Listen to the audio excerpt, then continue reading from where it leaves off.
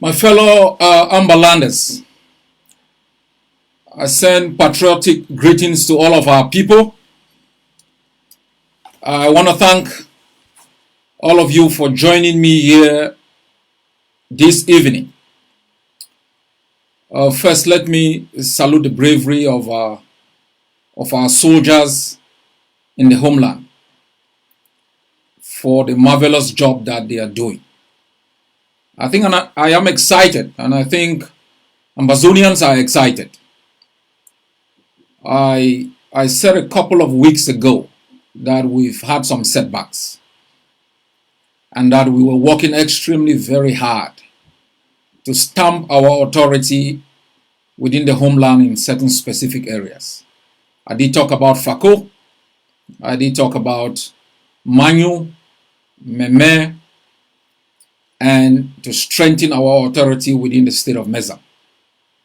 And in the past few days, we have watched with excitement the determination of our forces and our commanders. I want to assure Ambazonians that La République du Cameroon will bow to the supreme authority of the people of Ambazonia. There is no doubt, and no one, not an Ambazonian, and not everyone within the international community should ever doubt the determination of our people and our forces to end Cameroon's tyranny once and for all. The arrogance of Cameroon is palpable, the indifference of the international community unacceptable. It now rests in the hands of the Ambazonian people to write their own history and determine their destiny. And so far, in the past 3.5 years, we have prosecuted this liberation war with utmost determination and foresight. Our progress has been based on the strategy that we have put in place, one that undermines external alien political governance, undermines the politics of exploitation and extortion, and to make sure we humiliate Cameroon and expose its banality of evil in our country. And most importantly also, to put the international community on watch that the failure of the decolonization process that should have secured the independence of Ambazonia is something they have a responsibility to correct. I know there are certain countries that have been making some movements. There are others that are still stuck in history, and I think we are going to change their position. I want to salute our people for your commitment, those in the diaspora, for your confidence in the strategy we have put in place to liberate our country, and for your belief in the vision of a better Ambazonia for us and for the generation yet unborn.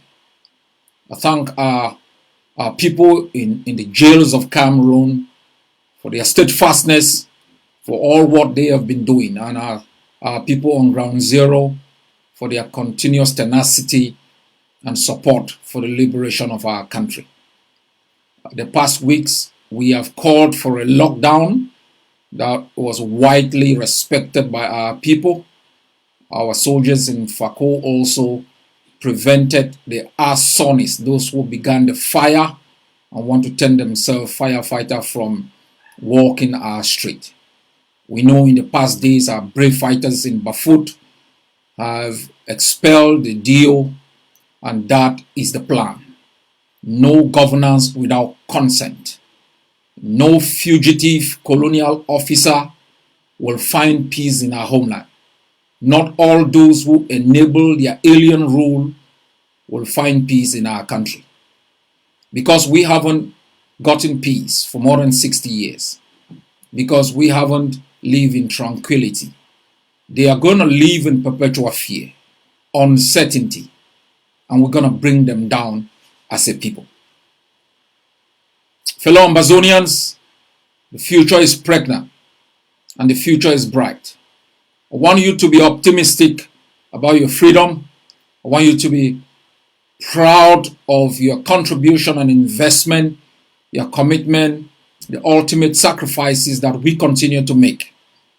Take pride in those commitments. As I have said before, very few peoples across the globe have been so determined in the shortest period of time to write a 132-year history in less than 4 years. We change our flag, we change the anthem that we worship, we change our nationality, we change our personality, we regain hope, and we took control of our future.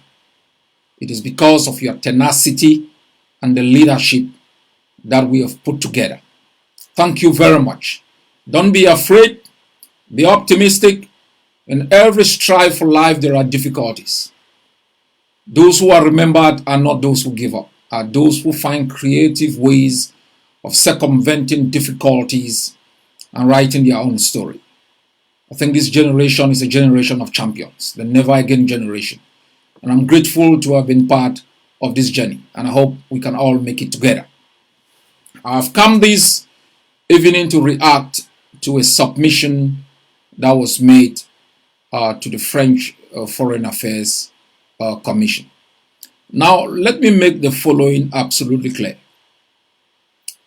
The policy of the Ambazonian Governing Council, which I articulate and cause to be implemented, is that of non-aggression. We are not in the business of creating problems for Ambazonia with other countries. We want constructive engagement with countries. We do not want to plunge Ambazonia into an ideological war or a war of personality clash. We want to make sure we engage those international partners that we differ with or we disagree with, explain our position creatively, and that is the position we have adopted with the French. We know historically there has been hostility against the French, even at this particular moment, for their approach and policies within the continent of Africa. And we know, and that's for fact, that French policies have not helped the continent. It hasn't helped, to develop the capabilities and capacity of the people to make them an asset. And that post-independence 1960 states were recreated in the image of the Fourth French Republic to remain as vassal states attached to the metropole. That has not helped the people of Africa, it hasn't helped the citizens, and it hasn't helped the French. The French have a rich culture, but that culture is constantly being associated with colonialism, the support for puppets, genocidal policies. And we think our attitude and approach towards the French is going to be mutually beneficial in ensuring the independence for our country, but it also ensuring the standing of France within the international community and in partnership with a free and independent Ambazonia. I find the submission by two members of parliament to the French Foreign Affairs Committee absolutely unacceptable. With such falsified data upon which policy formulation and articulation will depend, explains why France's position on various issues within the continent has been very problematic, because it begins with the information that is presented to the policymakers. And I want to react to a few of them. In the submission to the Foreign Affairs Committee, the members of parliament claimed that Ambazonians are not a people, and that Ambazonians are not a homogeneous ethnic group. And because of that, such a disjointed set of persons could not be given the right to external self-determination. and they explain that the people of the Savannah State are more culturally similar to the Bamilikes, while the people of the Atlantic State are more culturally associated with the Sawas. I think this is absolutely false. First, the people of the Atlantic State are not a homogeneous set of persons. You find within the minute states that they have association with people from Nigeria, and while you have within Fako association with people from Sawa. This is not unique to Ambazonia. Take the case of Switzerland. Switzerland has 60% Germanic speaking persons, and the rest French and Italians. You take even Cameroon as a state is not homogeneous. You have the people from the north are more attached, culturally or ethnically to Nigerians, while even the people from the east have similarities across with Central African Republic and other countries in the east of Cameroon. And so you have many other countries across the globe with this varying composition. But the concept of nationhood or peoplehood is not that of uniformity. In 1989, right there in France,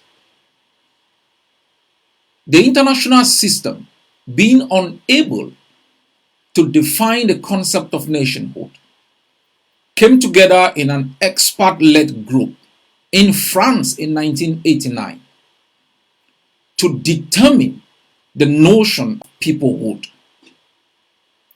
And they made it absolutely clear. And the reason why it has been difficult for the world to immediately, define the concept of nationhood has been because of the fear that nations within states will begin to clamor for their right to external self-determination. Though problematic, it was important for the world of experts to come together and make this determination. What constitutes a nation? And the definition of a nation that came out from the 1989 expert-led meeting of UNESCO is exactly what the African Commission on Human and People's Rights relied on in the definition or classification of Ambazonians as a people. And that was very symbolic and also deterministic, because at the end of the day, the Charter of the African Commission on Human and People's Rights states clearly in its Article 20 that every people have a right to self-determination. Articles 1 of the International Covenant on Civil and Political Rights and the International Covenant of Economic, Social and Cultural Rights also is very explicit that every people have a right to self-determination. The French submission is very problematic, considering that Adolf Hitler, in invading Poland in 1939, claimed that the area of Danzig, which was Germanic in nature, were being oppressed by the Polish. That claim led to the invasion of Poland. And by claiming that the people of the northern states or the southern states are more culturally aligned to the Bamilikes, is kind of giving away our territory to Cameroon because of that cultural similarity. The creation of states follows international norms, and the state of Amazonia had its international border and international personality ascribed to it after the borders were demarcated in 1919. The state of Cameroon, that also gained independence in 1960, had its own international border demarcated. It is based on these borders and based on the concept of peoplehood as accepted by the African Commission on Human and People's Rights that we fight for our right to self-determination. In the following days, we will be sending an explicit letter to the French Foreign Affairs Committee to clarify some of these issues. And we are also prepared to make a representation to that Foreign Affairs Committee to clarify the Amazonian position. We are a nation under international law. We have been an independent state with its instrument of governmentability from 1954. We have been the first state within the continent of Africa that have had a peaceful transition of power through a free and fair election. We have been a state that have respected the spirit of the Geneva Convention on the Rights of Refugees of 1951 by granting Cameroonians fleeing the UPC nationalist struggle political protection from persecution from the central state of Cameroon. And I think these historical facts are very clear and should be respected by the